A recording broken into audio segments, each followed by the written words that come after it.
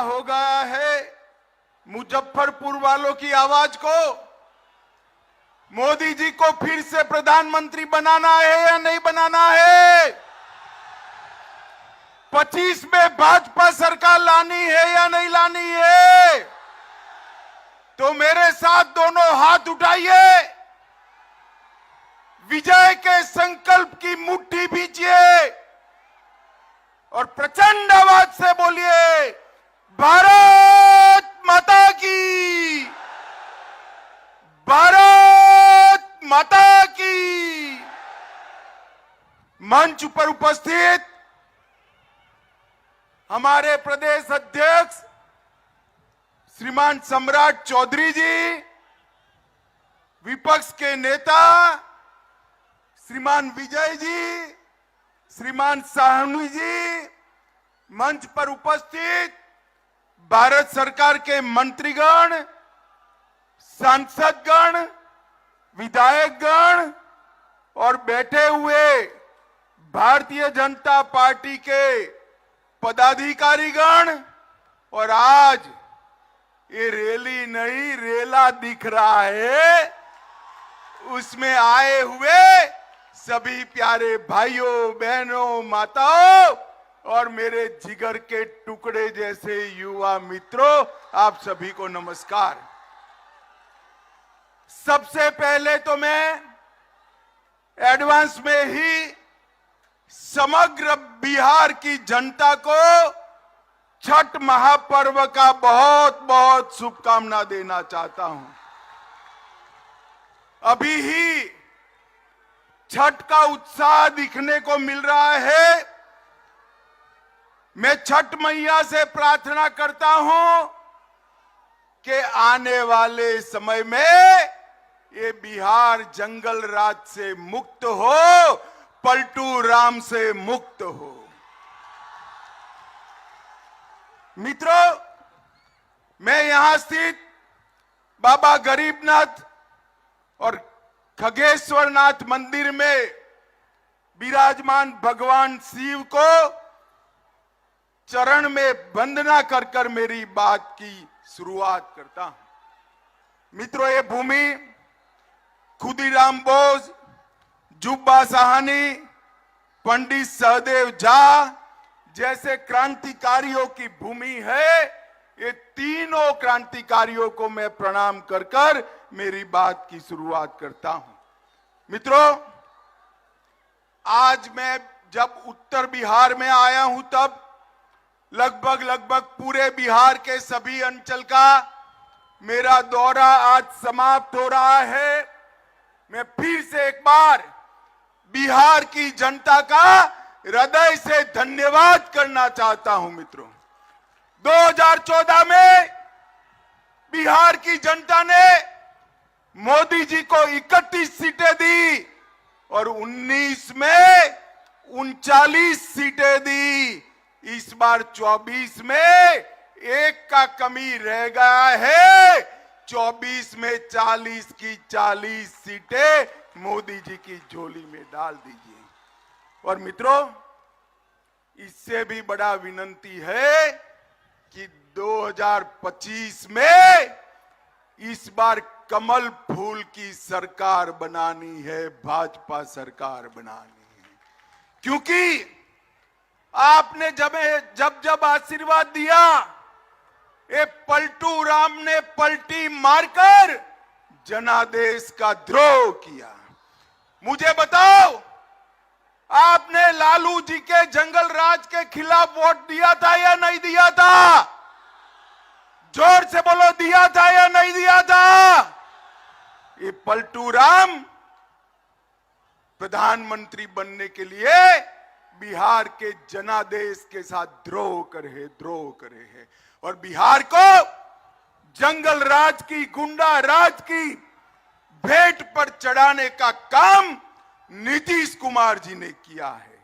मित्रों, मोदी जी के नेतृत्व में अभी G20 हुआ और G20 में दिल्ली घोषणा पत्र को सभी देशों ने सर्वसहमति से स्वीकार कर मोदी जी का सम्मान करने का काम किया है। अफ्रीकन यूनियन को G20 में शामिल किया। आतंकवाद, क्लाइमेट चेंज और बायोफ्यूल अलायंस को सफलता मिली और मोदी जी ने सभी राष्ट्राध्यक्षों को राष्ट्रपिता महात्मा गांधी के समाधि पर राजघाट पर श्रद्धांजलि दिलाकर समग्र देश का गौरव बढ़ाने का काम किया है। मित्रों, मैं आज यहां आया हूं तब ये पलटू बाबू को कहने आया हूं, आपने बिहार की जनता का जनादेश का द्रोह किया है, परंतु मोदी जी ने 9 साल में इस देश में से आतंकवाद को समाप्त करने का काम नरेंद्र मोदी जी ने किया है। मुझे बताओ बिहार वालों, कश्मीर हमारा है या नहीं है? जोर से बोलो, है या नहीं है? धारा 370 हटनी चाहिए थी या नहीं हटनी चाहिए थी? ये आरजेडी और जदयू धारा 370 हटाने के पक्ष में नहीं थे।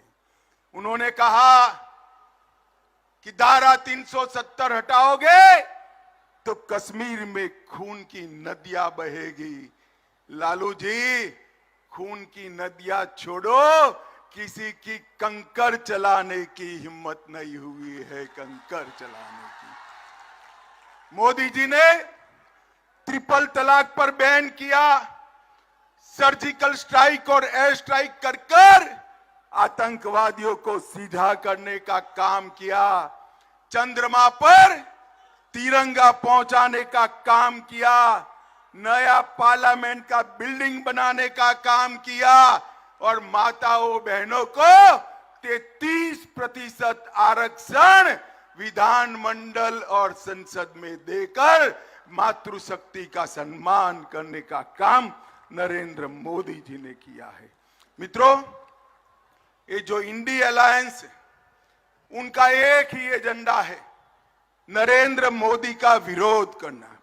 इन्होंने जब इनको शासन मिला तब 12 लाख करोड़ के घपले घोटाले करे थे और भ्रष्टाचार का विरोध करने वाले नीतीश बाबू आज चार्जशीटेड लोगों के साथ सत्ता का सुख भोग रहे हैं।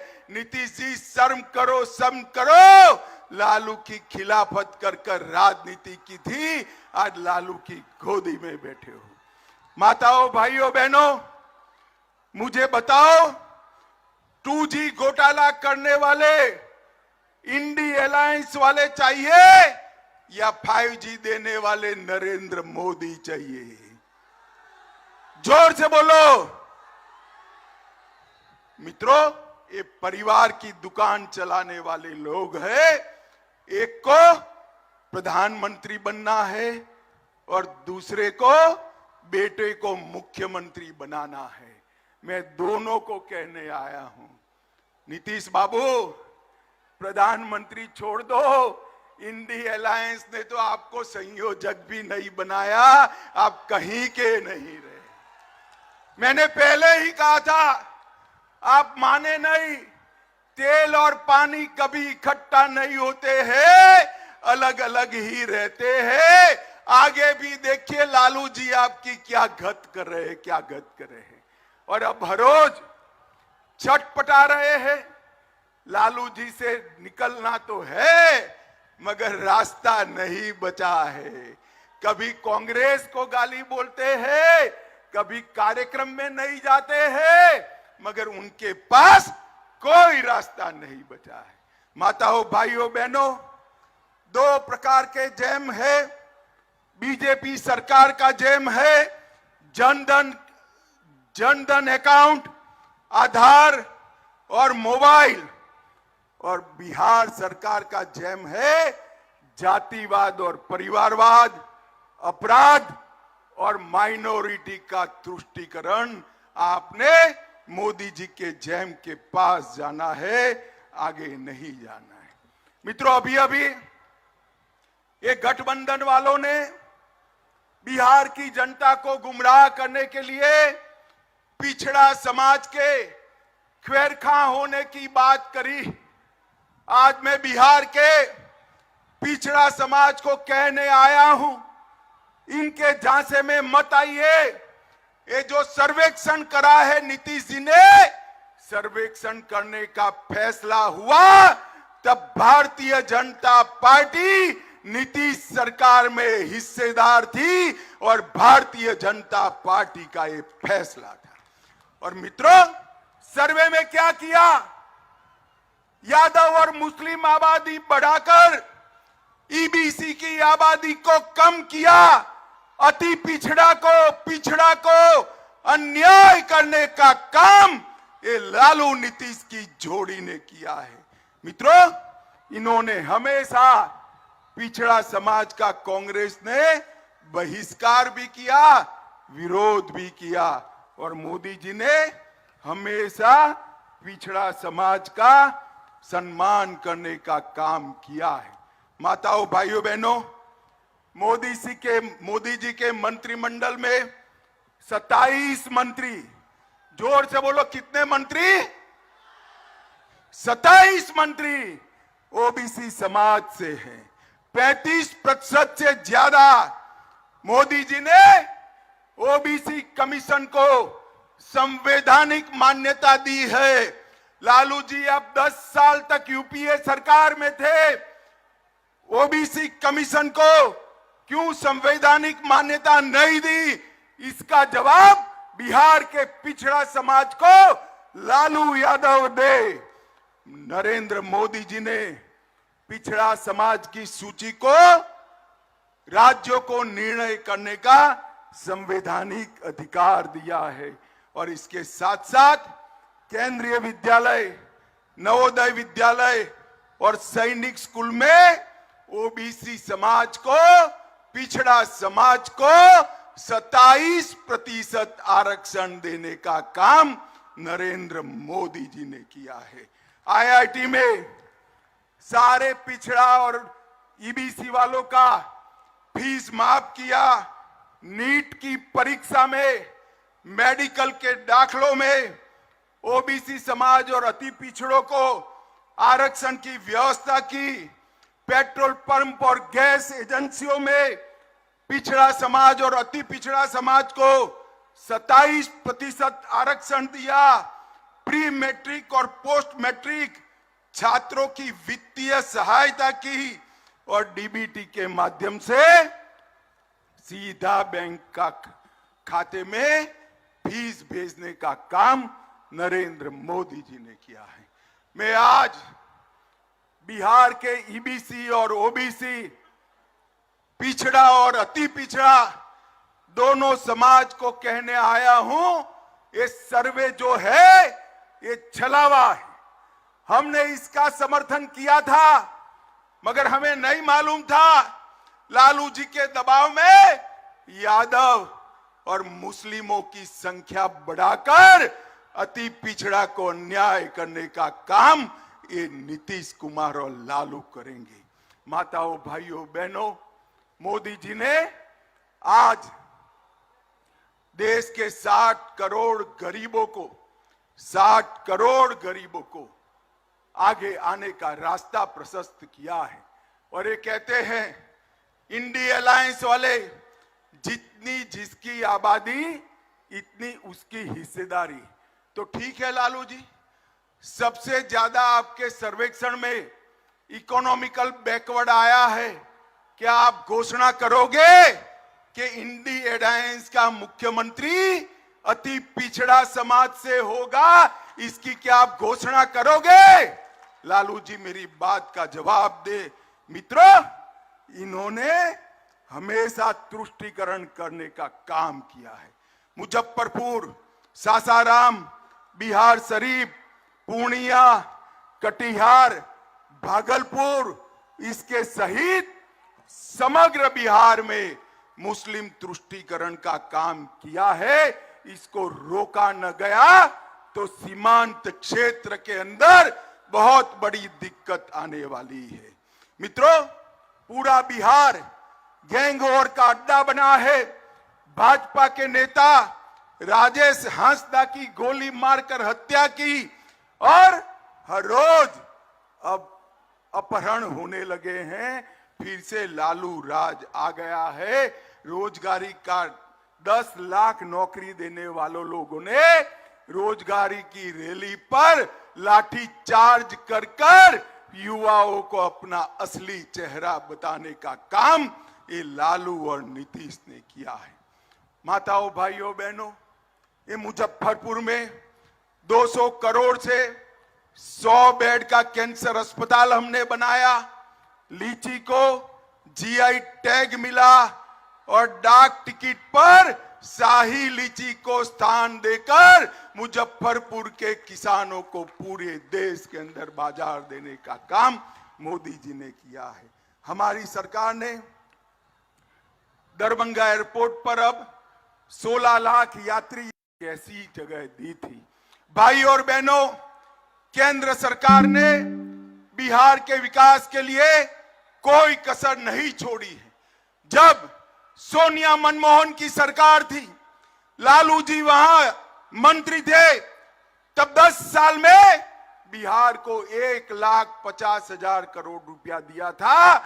मोदी जी ने 9 साल में 6 लाख करोड़ रुपया देकर बिहार का विकास किया है।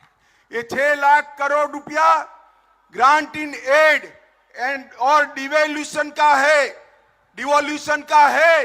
इसके अलावे भी 4.5 लाख करोड़ रुपया बिहार में कई सारे पुल, 2 नए Vande Bharat train, 3 वंदो metro train चलाने वाले हैं। 2584 करोड़ से 49 नए रेलवे स्टेशन, पटना का हवाई अड्डा और गया के हवाई अड्डे का आधुनिकीकरण करने का काम नरेंद्र मोदी जी ने किया है। और इसके साथ साथ मुजफ्फरपुर वालों, ध्यान से सुनना, 86 लाख किसानों को हर माह 6,000 हर साल 6,000 रुपया नरेंद्र मोदी सरकार भेज रही है। 80 लाख गरीबों को 80 लाख से ज्यादा आयुष्मान भारत के लाभार्थी है। 1.3 करोड़ शौचालय बनाए हैं। 1.8 करोड़ 1,80 लाख गरीबों को प्रति माह 5 किलो अनाज प्रति व्यक्ति मोदी जी भेज रहे हैं। और मोदी जी ने कल ही ऐलान किया है अगले 5 साल तक ये गरीबों को और अनाज देने का काम भारतीय जनता पार्टी करने वाली है। 23 लाख गरीबों को गैस का सिलेंडर दिया और इसके साथ साथ 26,000 गरीबों को घर देने का काम भारतीय जनता पार्टी की सरकार ने किया। मुझे बताओ भाई, अंतिम बात मैं कहना चाहता हूं, मुजफ्फरपुर वालों जरा जोर से बताना, अयोध्या में राम मंदिर बनना चाहिए था या नहीं बनना चाहिए था? जोर से बोलो, बनना चाहिए था या नहीं बनना चाहिए था? ये इंडिया अलायंस वाले लालू, नीतीश, कांग्रेस राम जन्मभूमि के मंदिर को लटकाते रहे, अटकाते रहे, भटकाते रहे। मोदी जी ने इसका भूमि पूजन किया और 22 जनवरी 2024 को भव्य मंदिर में रामलल्ला की प्राण प्रतिष्ठा होने वाली है। मैं तो बिहार वालों को निवेदन करने आया हूं, 22 जनवरी को 12 बजे प्राण प्रतिष्ठा है। देश भर के मंदिरों में आरती होने वाला है। आप भी शामिल होइए और राम लल्ला की प्रतिष्ठा का स्वागत करिए, यही मेरा विनंती है। मुझे बताइए, आने वाले चुनाव में 2024 में तो मेरे साथ दोनों हाथ उठाइए, उठाइए दोनों हाथ। 24 में सभी सीटें जीतने का संकल्प करिए और प्रचंड आवाज से बोलिए, भारत